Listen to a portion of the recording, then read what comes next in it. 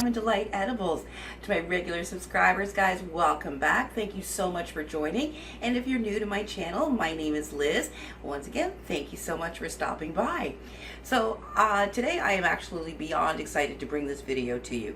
So a lot of you have asked me about tinctures, and I always say I don't work with tinctures, never have. Two main reasons. First off is the taste. I hate the taste of alcohol. Any edibles or anything that I've ever had that used tinctures, I could always taste the alcohol and I was like, ooh, don't like that. So it was never something that I particularly wanted to use. Second reason, something that takes 6 to 8 weeks. Yeah, I'm not all about that. So I'm more of an instant gratification kind of person. I want something very quickly. Waiting 6 to 8 weeks for something to be made. Yeah, no, I'm not going to do that. So when I got the herbal butter machine,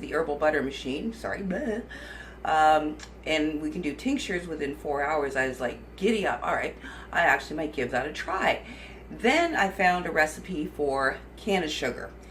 And I was like, oh, wait a minute, this could be a whole new ball game. So with regards to that, went out, bought myself the alcohol. Now I'm in Ontario. For guys in Ontario, probably in the States it's a lot easier. You should use the 99% alcohol. I believe in the States it's called Everclear.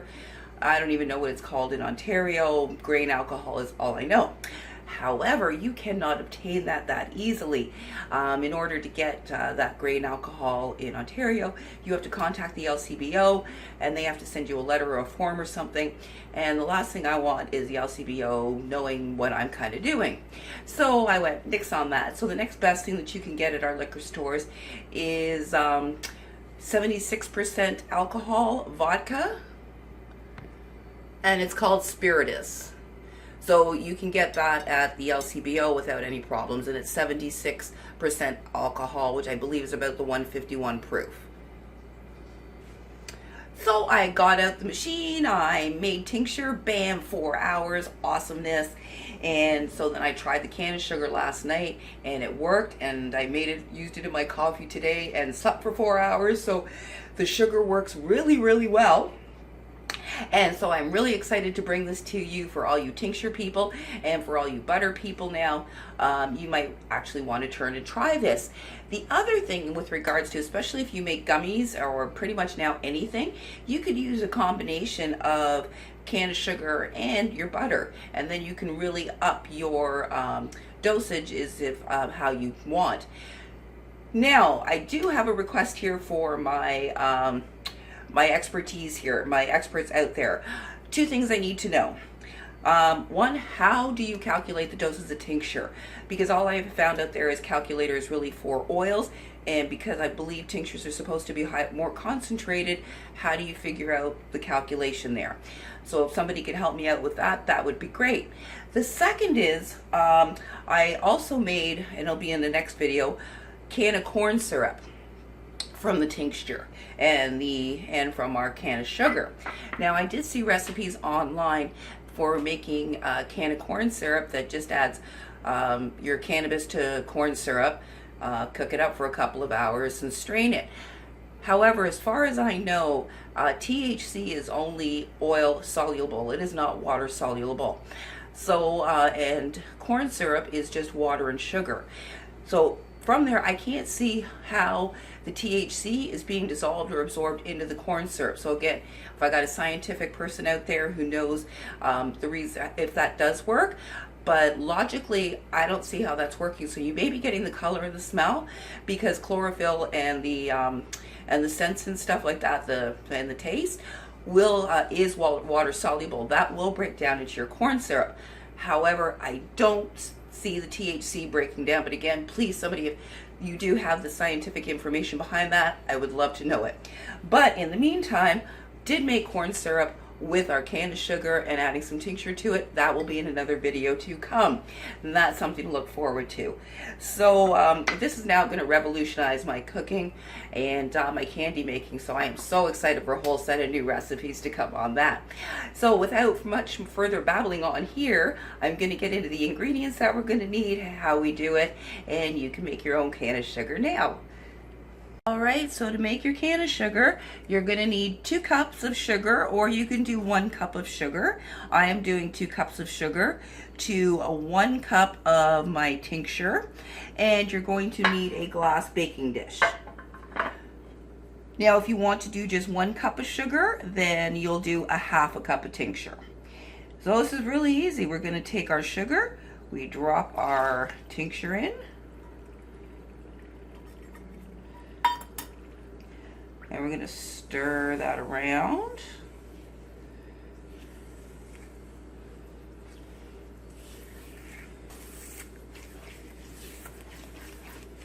And we're going to get it all well mixed in, so it should be like grainy sand. Like sand at the ocean when you're just at the water line.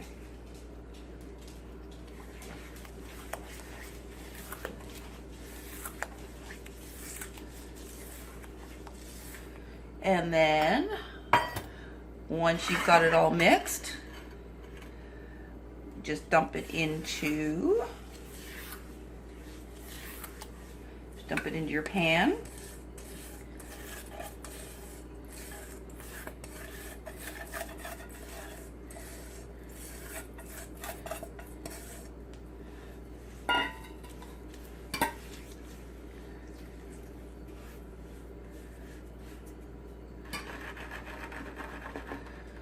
There you go. And now we're going to pop this into our oven. You're going to preheat the oven to 200 degrees, no warmer. We're not going to try and do this any quicker. You're going to put it in at the 200 degrees and leave the oven door partially open. I'll show you exactly what to do. Make sure to have a window open or a fan or something well ventilated, because as the alcohol is evaporating, you don't want any kind of buildup. Whatever you do, do not close the oven door, because your fumes will build up in the oven and you could have an explosion, and we don't want that. So when working with alcohol, you need to be ultra careful and make sure that you well ventilate it, so there's always air circulating, so that you're never going to get fumes building up in any kind of pocket. So I had quite a bit of extra tincture on top there of just liquid sitting, so I added about another half a cup of sugar here, just to kind of get that absorbed into the sugar. So you don't really want to have a big puddle. You want it to be like I said, like sand at the beach when you just get to the shoreline, if you've been to the beach. So you want it to be kind of basically look like this. And now I'm going to pop this into the oven at the 200 and that's going to take about an hour to 2 hours, depending on how much sugar you have. If you have a dehydrator, you can do this with your dehydrator. Again, you'll set it to 200 degrees. Otherwise, in the oven, you can do it. Put it on the top shelf, because heat rises. And as I said, keep the oven door open and set up a fan.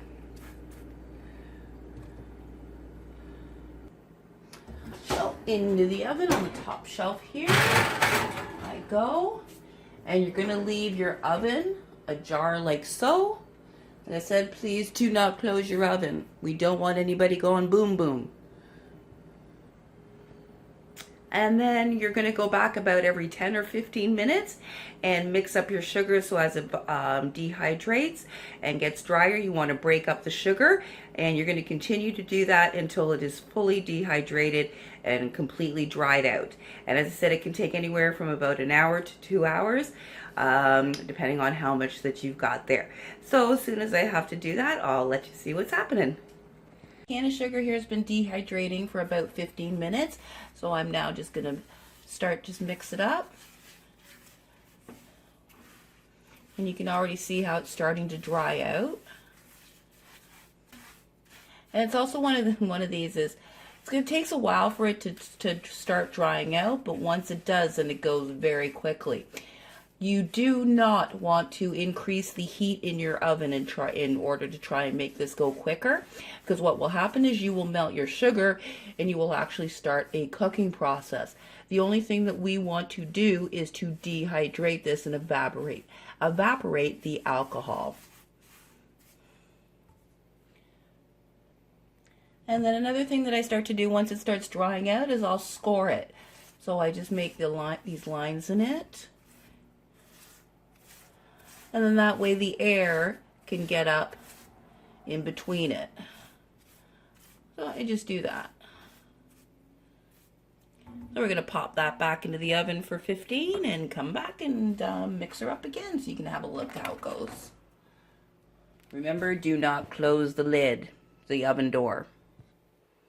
Alright, so I've had this dehydrating here for about a half an hour or so now. And again, I'm just going to do the same thing. Mix it up. Scrape it off your edges. Yeah, so if anything starts to stick, scrape it off your edges. Because again, you don't want anything to you don't want it to start to burn or darken. And again, flatten her out. And back in the oven she goes. And just continue to do that about every 15-20 minutes until it is completely dried out, completely dehydrated. Once we're done, I will show you what we do after that. Now as it dries out, you will find out that it will start to harden. You kind of hear that. So what I use now is I'll use a scraper. Straight edge scraper, the cutter, and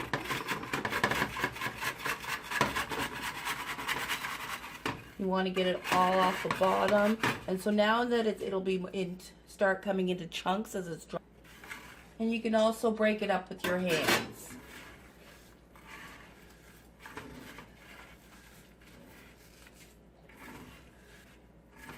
So you want to just make sure to break up all the big chunks, and it's getting pretty close to being completely dried out. So now at this point, with it when it's drying like that, when it's getting hard and crunchy, now you want to keep a closer eye on it.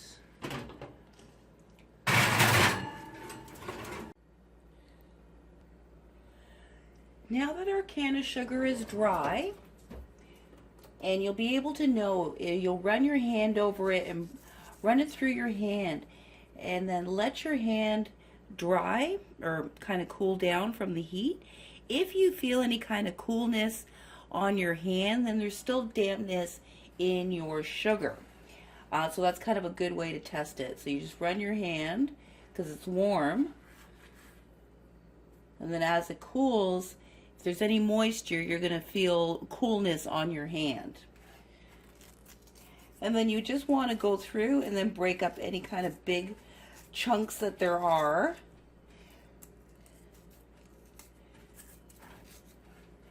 And then what we're going to do, and there's an option for you, is you can get, if you've got a magic bullet or a blender, you can use to just grind it down a little bit and grind down big chunks. What you want to do is just put in a little bit at a time, because if you put in too much, then you'll grind it and it'll become too powdery, and you just want to break it up. So I'm just going to scoop in a bit of sugar. So really only about that much. Smack on our lid. And then you just want to give it a couple of just quick pulses. Now